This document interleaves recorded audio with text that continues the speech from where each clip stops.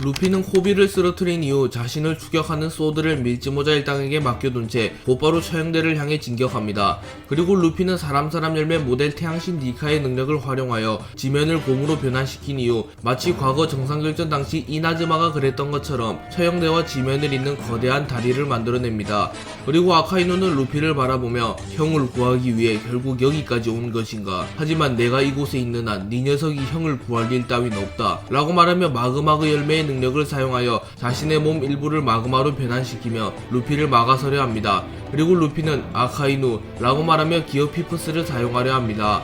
처형대를 향해 뛰어오던 루피를 아카이누가 막아서려 하였으나 그 순간 루피를 추격해온 스모커가 나타나 화이트 블로우를 사용하여 루피가 만들어낸 거대한 다리를 박살내버리며 루피가 처형대로 직행하는 것을 저지하여 루피는 공중에서 떨어집니다.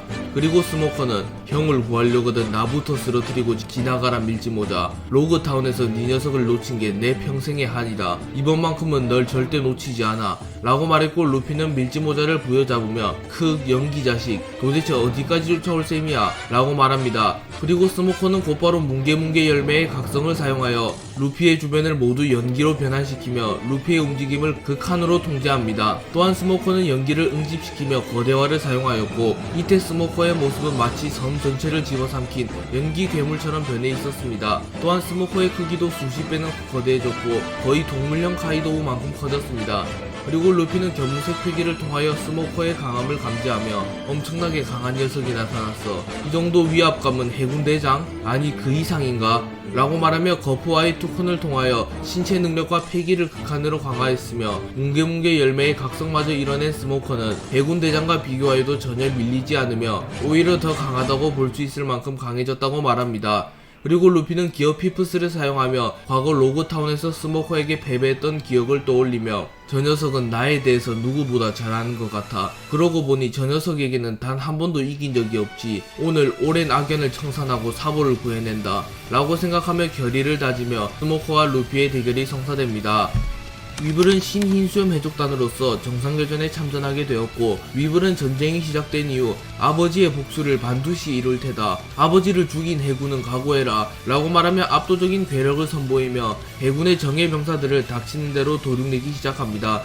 그리고 전쟁이 시작되고 조금의 시간이 흐른 이후 세계 정부의 과학병기들이 전장에 투입되었고 파시피스타 마크3는 위블을 노립니다. 하지만 위블은 파시피스타 마크3의 레이저를 정통으로 허용하고도 큰 충격을 입지 않는 충격적인 맷집을 선보였고 단 한 방만에 파시피스타 마크3를 개박살내버리는 괴력을 선보입니다. 그리고 위블은 굉음을 질러대며 공중으로 날아오른 뒤 그대로 어널도를 얼음에 찍어버렸고 해군 수십 명이 한 방에 날아가 버립니다.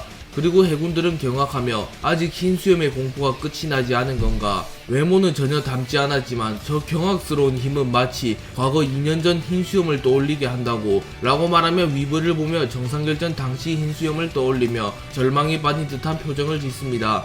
그리고 위블은 자신의 팔에 무장색 피기를 두른 이후 해군본부를 향하여 매우 강력한 참격을 날릴 준비를 합니다. 하지만 그 순간 로쿠규가 나타나 라하하하 완전히 미쳐 날뛰는구만 자칭 흰수염의 아들 이라고 말하며 위블의 어널도를 발로 밟으며 위블의 공격을 막아섭니다. 그리고 마치 이 장면은 과거 흰수염과 아카이누가 정상결전에서 대치하였던 상황을 연상시킵니다. 그리고 위블은 로쿠규가 자신을 가로막자 아버지를 죽인 장본인이 해군 대장이라고 들었는데 설마 너냐? 용서 못해 라고 말하며 로쿠규를 베어버리려 합니다. 하지만 로쿠규는 무장색 패기를 사용하여 위블의 공격을 간단히 막아낸 이후 미안하지만 나는 그 전쟁에 참전하지 않아서 말이야. 흰수염과 겨뤄보지는 못했다고. 하지만 흰수염을 죽인 것은 해군의 짓이 맞다. 그리고 오늘 이 전쟁에 참전한 해적들 역시 모두 죽게 될 테지 라고 말합니다. 그리고 위블은 분노하는 표정을 지으며 아니 내가 가만두지 않을 거야. 흰수염 해적단은 모두 내 친구이자 아버지의 보물들이야 라고 말하며 위블이 불과 어둠 사건을 겪은 이후 흰수염 해적단과의 유대가 생겼기에 마치 흰수염처럼 흰수염 해적단을 지켜내고자 하는 모습을 보입니다. 그리고 로쿠규는 인상을 찡그리며 쓰레기 해적 주제에 뭐라는 거냐 라고 말하며 숲숲 열매의 능력을 사용하여 거대한 나무를 변신하였고 위블 역시 자신의 어널도의 무장색 패기를 휘감으며 위블과 로쿠규의 대결이 시작됩니다. 제2의 정상결전이 시작된 이후 이름 있는 강자들은 모두 자신과 대결할 만한 상대를 찾으며 1대1 혹은 소수의 적을 상대하며 전쟁을 이어나갔습니다. 하지만 후지토라는 마땅한 전투 상대를 찾지 못하였고 후지토라를 막아낼 만한 인물이 없었기에 후지토라는 해군대장다운 저력을 보이며 전쟁의 판도를 뒤집어 가기 시작합니다. 그리고 일본 사모는 역시 해군대장이라는 건가, 고작 한 명 때문에 전쟁의 판도가 뒤집어져 간다. 하지만 우리 측에는 저 녀석을 막을 만한 녀석이 없어 라고 말하며 절망합니다. 하지만 그 순간 하늘에서 쌍디가 날아왔고 쌍디는 마리드 잠브를 사용하여 후지토라를 발로 걷어차버리며 후지토라를 멀리 날려버리는 데 성공합니다. 그리고 후지토라는 중력도를 이용하여 중심을 잡으며 오, 이 기운은 검은다리 쌍디군요. 당신은 분명 빅맘에게 맡아두라고 명령했을 터 설마 전 상황 빅맘을 잡아낸 겁니까? 라고 물었고 쌍디는 빌어먹을 이전 대결의 충격이 아직도 가시지 않았어. 제대로 몸조차 가누기 힘들지만 지금 우리가 저 녀석을 막지 않는다면 이 전쟁은 우리의 패배로 이어질지 모른다 라고 말하며 쌍디는 빅맘과의 대결로 인하여 몸 상태가 정상이 아님에도 불구하고 후지토라가 전쟁의 판도를 뒤집는 것을 막기 위하여 후지토라의 앞에 섰다고 말합니다. 그리고 쌍디의 말이 끝나기 무섭게 붕대를 감은 조로가 나타났고 조로는 머리를 부여잡은 채 고통을 호소하나 또렷한 표정을 지으며 이깟 부상 따위로 휴식을 취할 순 없지. 망할 요리사 녀석, 힘들면 쉬어라. 저 맹인 검객은 이미 와노쿠니에서 처리한 경험이 있다. 비록 몸 상태가 정상은 아니지만 저 녀석만큼은 내가 봤지 라고 말했고 후지토라는 조로의 기운을 감지하며 롤로노와 조로 라고 말하며 이미 조로에게 한 차례 패배한 적이 있기에 더욱더 긴장되는 모습을 보이며 중력도를 꺼내듭니다. 그리고 쌍디와 조로는 겉으로는 티격태격 되었으나 지치고 부상 입은 몸으로는 후지토라를 잡기 위해서는 힘을 합치는 수밖에 없다고 판단하며 처음이자 마지막으로 듀오를 이루어 대결합니다.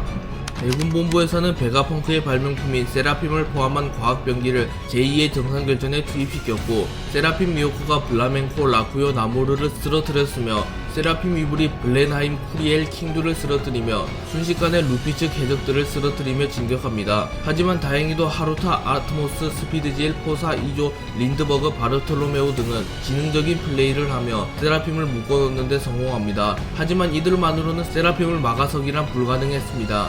그러나 카라스의 도움으로 묘묘사기로부터 벗어나는 데 성공한 벨로베티가 나타나 경력경력 열매의 능력을 사용하여 신희수염 해적단 크로스길드 혁명군의 인물들의 사기를 크게 증진시켰고 신희수염 해적단 크로스길드 혁명군의 인물들은 스피드질 포사 이조 린드버그 바르톨로메오 벨로베티 등과 함께 전력을 다하여 세라핌을 막아섭니다.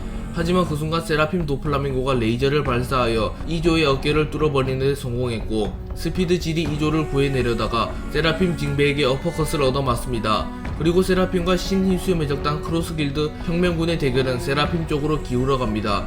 그리고 세라핌 모리아가 이조를 마무리 지으려는 순간 모리아가 나타나 뿔 도마뱀을 사용하여 세라핌 모리아를 날려버리며 이조를 구해주었고 이조는 전 칠무회인 모리아인가 크로스길드에 합류했다는 이야기는 들었네. 정말 든든한 아군이 나타났어 라고 말하며 모리아가 나타났기에 세라핌의 진격을 막아낼 가능성이 높아졌다고 말합니다. 그리고 모리아는 웃으며 시시시시 와노쿠니 녀석인가, 널 보니 카이도우와의 좋지 않은 추억이 떠오르는군. 전장이야말로 나의 낙원이다.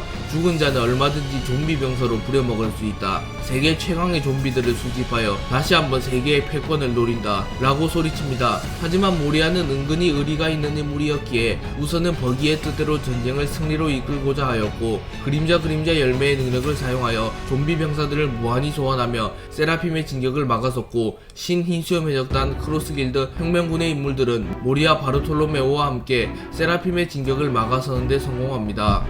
세계정부는 밀짚모자 일당을 포함한 해적들과의 전력 차이를 메꾸기 위하여 닥터 베가펑크가 개발한 특수한 약물을 통하여 임펠다운에 수감되어 있던 티치의 인격을 통제하며 티치를 해군의 편으로 합류시킵니다. 그리고 티치는 해군의 병기로서 제2의 정상결전에 참전하게 되었고 어둠 열매의 능력과 흔들흔들 열매의 능력을 선보이며 전장을 초토화시키고 있었습니다. 하지만 그 순간 에이스가 나타나 티치를 막아서는데 성공했고 티치는 사치의 복수 흰수염 사망의 시발점 불과 어둠 사건의 복수를 위하여 이번에는 반드시 티치를 잡아내리라 다짐합니다.